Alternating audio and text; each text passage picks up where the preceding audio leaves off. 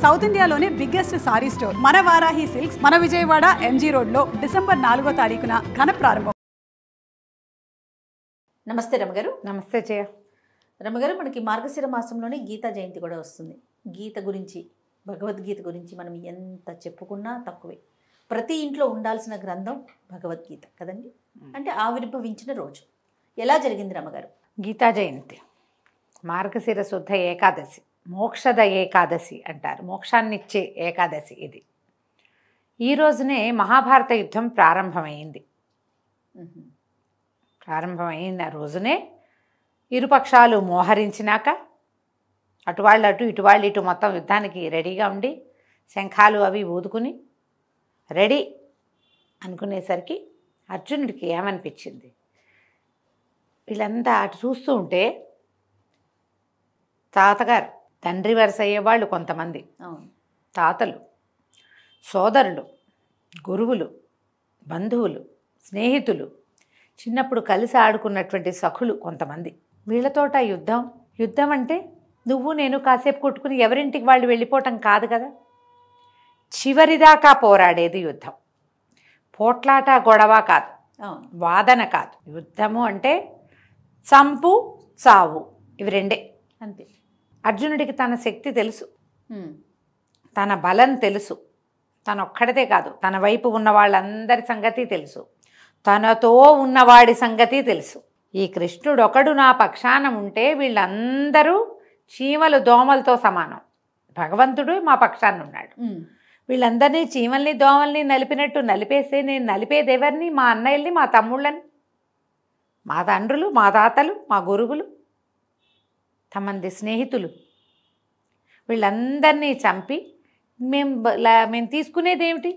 ఆ రాజ్యమే లభించినా, ఒకవేళ రాజ్యం లభిస్తుంది చివరికి, వీళ్ళెవరూ లేని రాజ్యం.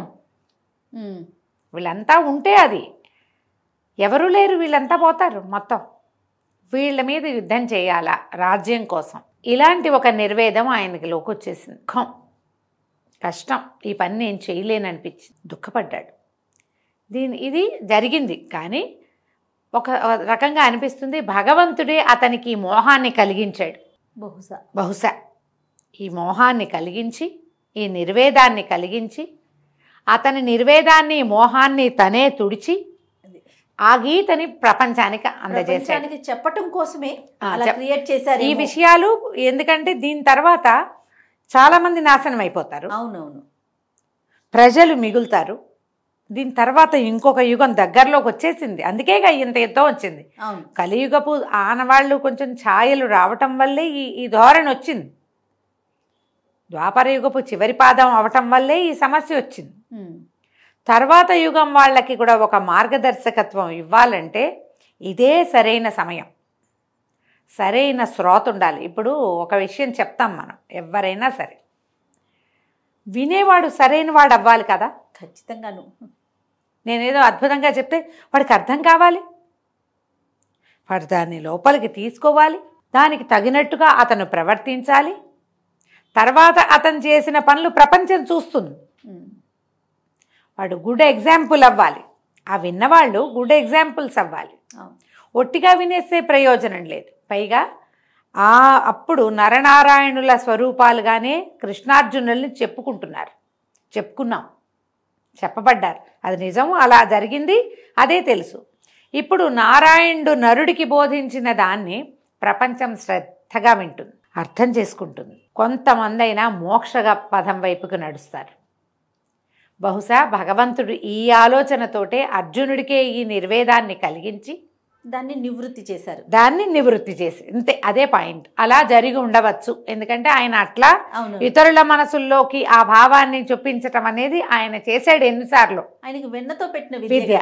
అందుకని బహుశా ఇది కూడా ఇలా జరిగి ఉండొచ్చు. ఈ దుఃఖపడినటువంటి అర్జునుడిని ఆయన ఓదార్చి, నీదేం లేదు, నువ్వేం చెయ్యాలో అది చెయ్యి, ఫలితం మీద నీకు ఎప్పుడూ అధికారం లేదు, కేవలము కర్మలు మాత్రమే చేయాలి. నువ్వు క్షత్రియుడివి, యుద్ధంలో నుంచున్నావు, యుద్ధం చెయ్యి, రాజ్యంలో ఉంటావు, రాజ్యం చెయ్యి, ధర్మం చెప్పడానికి నుంచున్నావు, ధర్మం చెప్పు, అంతే నీ పని అని ఆయనకి బోధించాడు. 18 అధ్యాయాల్లో బోధింపబడింది. 18 అధ్యాయాలు నోటికొచ్చిన బంగారు తల్లులు వాళ్ళు చాలామందే ఉన్నారు. చాలామంది నేర్చుకుంటారు. అవును. చక్కగా నోటికి వస్తుంది. అనుష్ఠుప్ ఛందస్సులో నడిచింది, అద్భుతంగా ఉంటుంది. మహాభారత అంతర్గతంగానే మనకి ఇది కనపడుతుంది. ఇప్పుడు పైగా స్వామి తన స్వరూపాన్ని చూపించాడు అర్జునుడికి. ఈ 18 అధ్యాయాలు మొదటి అధ్యాయం నుంచి చివరి అధ్యాయం దాకా నోటికొచ్చి అన్నిటికీ అర్థం చెప్పుకుని, ఒట్టిగా అర్థము నోటికి రావటమే కాకుండా తాత్పర్యము, దాని తాలూకు అంతరార్థాన్ని గ్రహించగలిగితే మనం కొంచెం సమస్యల నుంచి బయటపడతాం. మానవులు నిర్వేదాన్ని పొందకుండా ఉంటారు. ఎంతసేపు నేను, నాది, నాకు కావాలి, నేను ఉంచుకోవాలి, నాకు అదేదో కావాల్సిందే, ఇవాళ రేపు ఎల్లుండి అవతల ఎల్లుండి రాగల 15 ఏళ్ల వరకు ప్లానింగు, ఏదైనా జరగకపోతే వెంటనే కుదేలైపోవటం, డిప్రెషన్స్లోకి కూరుకుపోవటం, ఇలాంటివి తగ్గిపోతాయి. మనుషులుగానే జీవించడం ఎలాగో తెలుస్తుంది గీత వల్ల.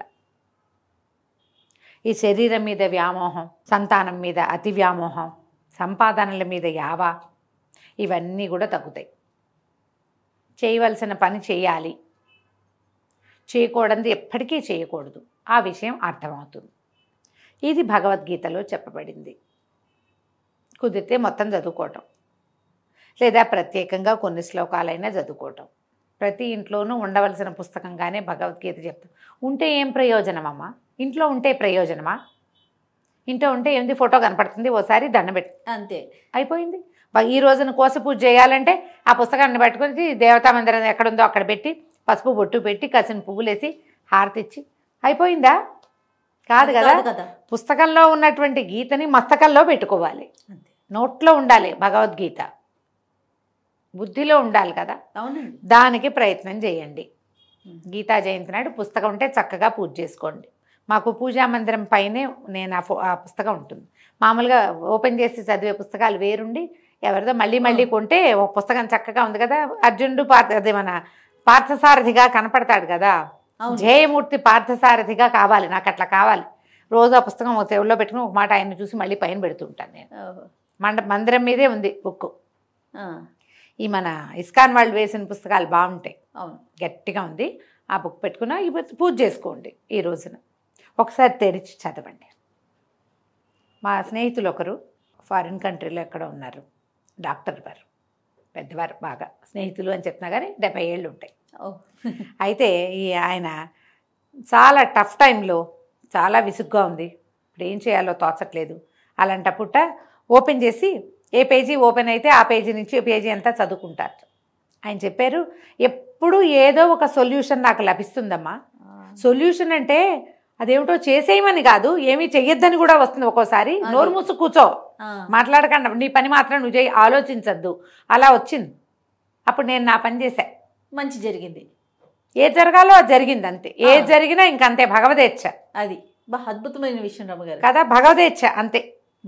నేను అలా రిలే అయ్యి అలా నమ్మి అలాగే చేస్తాను. నేను తరచుగా ప్రతిరోజు నేను ఆ పుస్తకం తీయటం, ఆయనకి 18 అధ్యాయాలు నోటుకొచ్చుట, ప్రతి అధ్యాయము విడివిడిగా కూడా ఈ అధ్యాయం చెప్పండి అంటే చెప్పగలరు, అంత నోటుకొచ్చు. కానీ విపత్కర పరిస్థితుల్లో నేనేం చేయాలో నాకు తోచనప్పుడు, లేదా నేను ఎవరికైనా సలహా చెప్పాల్సినప్పుడు కూడా నేను ఒక్కసారి భగవద్గీతను తిరగేస్తే ఆ పేజీలో ఏం శ్లోకాలు ఉన్నాయో అందులోంచి నాకు ఒక సమాధానం లభిస్తుంది. అంటే ఎంత నమ్మిక కదా, ఎంత గట్టిగా నమ్మాలి, దాన్ని నమ్మాలి కదా. 100% మనం చేయవలసింది అది. మనకి భగవద్గీత ఆధ్యాత్మిక గ్రంథాల్లో అగ్రగణ్యమైంది. ప్రతి ఇంట రామాయణం ఉండాలి, ప్రతి ఇంట మహాభారతం ఉండాలి, ప్రతి ఇంట భాగవతం ఉండాలి, ప్రతి ఇంట భగవద్గీత ఉండాలి. ఈ 4 పుస్తకాలు లేని ఇల్లు, దేవుడు లేని కోవెల, ఇవి ఉండాలి. ఈ 4 ఇంతదో చిన్నదో ఏదైనా సరే ఒకటి ఉండాలి. ఒక్కటి ఆ పుస్తకం భగవద్గీత అంటే ర్యాక్లో ఉంది, అల్మార్లో ఉంది అని చెప్పగలిగేలాగా ఉండాలి. ఏమోనండి ఎక్కడ ఉండాలి చూస్తాను, ఆ పొజిషన్లో ఉంచుకోవద్దు, అది మీకు కనపడాలి. తరచుగా మీరు ఆ 4 పుస్తకాలు, రామాయణాన్ని, భారతాన్ని, భాగవతాన్ని, భగవద్గీతని 4టిని మీరు ఫలానా ర్యాక్లో ఉంది అని మీరు తీసి ఇవ్వగలిగే స్థితిలో ఉండాలి. ఆ స్థితికి ప్రయాణం చేయండి దయచేసి. గీతా జయంతి అని ఈరోజు ఎక్కడైనా 4 స్పీచ్లు వినేసి పుస్తకం తీసుకొచ్చి పూజ చేసేసి తర్వాత పెట్టె పూజ చెయ్యొద్దు. అప్పుడప్పుడు తిరిగేయండి. రామాయణంలో అద్భుతమైన కథా విశేషం, రాముడి ప్రయాణం అద్భుతం. మహాభారతంలో ఎన్నో రకాలు పంచమవేదంగా చెప్పబడింది. ఈ భాగవతం గురించి కూడా ఒకరోజు చెప్దాం జయ. తప్పకుండా. భాగవతం మహాభారతం తర్వాత రాశారు వేదవ్యాసులు. ఇప్పుడు ఈ భగవద్గీత కూడా వేదవ్యాసులు రాసిందే కదా, ఎందుకంటే ఆ రోజు జరిగింది జ్ఞాపకం చేసుకుని రాశారు, అంతేగా, తర్వాత రాశారు. అప్పటికప్పుడు గ్రంథస్థం చేయబడలేదు, వ్యాసుల వారు ఇచ్చిందే అది కూడా మనకి. ఒక్క మాట ఆయన్ని తలుచుకుని భగవద్గీత తిరిగేయండి, 4 శ్లోకాలైనా చదువుకోండి, ఒక్క అధ్యాయం చదవండి, పురుషోత్తమ ప్రాప్తి యోగం చదవండి, కనీసం ఎక్కువ శ్లోకాలు లేవు, ఏదో ఒకటి ఈ రోజున ఈ గీతా జయంతి నాడు భగవద్గీత నుంచి కొన్ని శ్లోకాలనైనా చదివి అర్థం కూడా చదువుకోండి. ఎవరైనా చెప్తే వినండి లక్షణంగా. జ్ఞాపకం పెట్టుకోండి, ఈ పుస్తకం ఉందా అంటే ఉంది, ఫలానా చోట ఉంది అని చెప్పగలిగేది మీ ఇంట్లో ఇంటిల్లిపాదికి కావాలి. ఈ 4 పుస్తకాలు మాత్రం శ్రద్ధ పెట్టి జాగ్రత్త పెట్టుకోండి. కాబట్టి ఈ గీతా జయంతి రోజున ఒక మాట కృష్ణుడిని, అర్జునుడిని, ధర్మరాజుని వాళ్ళందరినీ తలుచుకుని సింపుల్ పూజ అంతే, పుస్తకానికి హారతి ఇచ్చి నమస్కారం చేసుకుని చదవండి. ఓకే. తర్వాత తెలుగుకి మీరు చాలా ప్రాధాన్యం ఇస్తారు కదా రమ్మగారు, అలానే టీచర్ వృత్తిలో కూడా పనిచేశారు. స్కూళ్ళల్లో ఉంటే ఎలా ఉంటుంది, లేకపోతే టీచింగ్లో దీన్ని ఇంప్లిమెంట్ చేస్తే ఎలా ఉంటుంది, అసలు అవకాశాలు మనకున్నాయా? మీకు అలాంటి అభిప్రాయం ఎప్పుడైనా వచ్చిందా? అంటే మామూలు అన్ని స్కూళ్ళల్లో కూడా ఒక మోరల్ సైన్స్ క్లాసు ఇది వరకు ఉండేది జయ. ఇప్పుడున్న స్కూళ్ళల్లో మోరల్ సైన్స్ ఉందా లేదా నాకు తెలియదు. ఓకే, నాకు అనుమానమే. ఈ మోరల్ సైన్స్ క్లాసుల్లో పిల్లలకి రెసిటేషన్ అని కొన్ని నేర్పించేవాళ్ళు, కొన్ని కథలు చెప్పేవాళ్ళు, కొన్ని ఏమైనా నేర్పించేవాళ్ళు. ఆ నేర్పించేది లక్షణం ఏదైనా ఉంటే దాంట్లో భగవద్గీత ఖచ్చితంగా ఉండాలి. భగవద్గీత మత గ్రంథంగా దయచేసి భావించద్దు. ఎవరికైనా పర్సనాలిటీ డెవలప్మెంట్ అనేది కావాల్సిందే.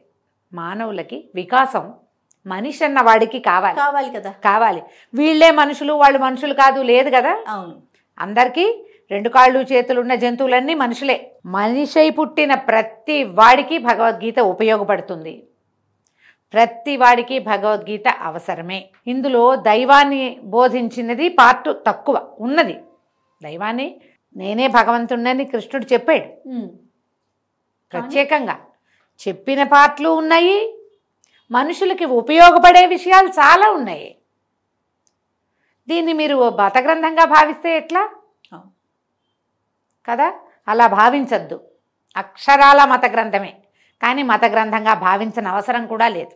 భగవంతుడు నేనే భగవంతుడని చెప్పాడు కదా, చెప్పిన మాట నిజమే అయినా కూడా ఇంకా నీకు మనిషి అన్నవాడికి ఉపయోగపడేవి ఉన్నాయి. నువ్వు ముందు మనిషివి కదా, తర్వాత కదా నీకు మతమో ఇంకొకటో. కరెక్ట్ అండి. నీ కులాలు మతాలు నువ్వేర్పరచుకున్నవి, ఇవన్నీ మనం ఏర్పరచుకున్నాం, ఆయన తర్వాత వచ్చినవి, ఆయన ముందు లేవు కదా. కాబట్టి ఆ పాయింట్ని పక్కకు పెట్టండి. మీకు ఉపయోగపడే భాగాలు ప్రతి వాడు చదవవలసిందే. ఎవరికైనా ఎవరైనా ఏదైనా చెప్పవలసిందే. మనం ఎవ్వరం పుట్టుకతోటి ఏది నేర్చుకున్నామా? ఏదైనా లేదు. ప్రతివాడికి ఎవరో నేర్పాలి, ఎవరినైనా చూడాలి. మనం చూసి నేర్చుకునేవి కొన్ని, చెప్తే నేర్చుకునేవి కొన్ని, నేర్పిస్తే నేర్చుకునేవి కొన్ని కదా. ఇప్పుడు చెప్పితే నేర్చుకునేది ఇందులో ఉంది. ఆయన చెప్పాడు, నువ్వు నేర్చుకో, నువ్వు మనిషివైతే. అబ్బే నేను కాదంటే నీ ఇష్టం, రకాలు కదా, ఎవరి అభిప్రాయం వాళ్ళది. కానీ ప్రతి వాళ్ళకి ఉపయోగపడే అంశాలే మానవులు సరైన మానవుడిగా ఎదగడానికి భగవంతుడి వైపే అడుగేయాలి ప్రతివాడు. ఇవాళ కాకపోతే రేపు, రేపు కాకపోతే ఎల్లుండి. ఆ నడకకి నీకు ఊతమిచ్చేది భగవద్గీత. కాబట్టి విద్యా సంస్థలో ఉండటం మంచిది. కాబట్టి అప్పుడు ఇందులో మతం లేదు కాబట్టి ఎవరైనా చదువుకోవచ్చు. నమస్తే. నమస్తే జయ.